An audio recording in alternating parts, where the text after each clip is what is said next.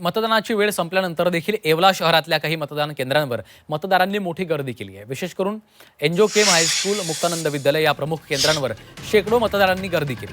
5:30 वाजता मतदानाची वेळ संपली आहे आणि त्यानंतर मुख्य गेट बंद करण्यात आलं।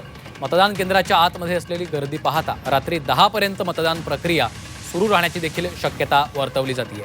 60% मतदान अद्याप झालं अशी माहिती आहे। मात्र वेळ संपल्यानंतर देखील नागरिकांनी मतदान करण्यासाठी मोठ्या रांगा त्या ठिकाणी लावलेल्या आहेत। आणि या संदर्भात आढावा घेतलेला आहे आमचे प्रतिनिधी सुदर्शन खिल्लारे यांनी।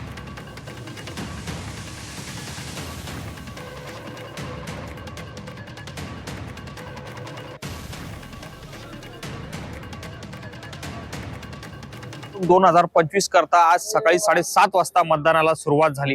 खरं तर सकाळी थंडीचं वातावरण असल्यामुळे मतदारांनी उत्साह कमी दाखवला।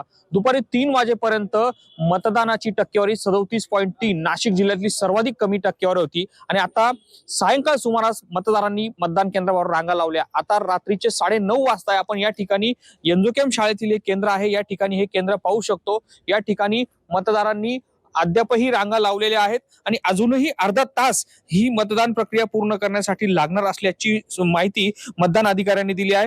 त्यामुळं ही वाढलेलं मतदान असेल किंवा ही जी उशिरा झालेली मतदानाची आकडेवारी याबाबत कुठेतरी साशंकता निर्माण होते, कारण की उशिरा हे मतदार आलेले आहेत किंवा मतदान प्रक्रिया स्लो आहे का हा सवाल देखील निर्माण झालेला आहे। ईव्हीएम वर होत असलेल्या मतदानाला लागणारा वेळ ही अनेक कारणं समोर आलेली आहेत। मात्र आता 9:30 वाजता अद्यापही मतदान प्रक्रिया सुरू आहे। यंत्रणा अद्याप ताटकळत पडलेली आहे आणि ही यंत्रे सील केव्हा होणार ही देखील हा देखील प्रश्न निर्माण झालेला आहे।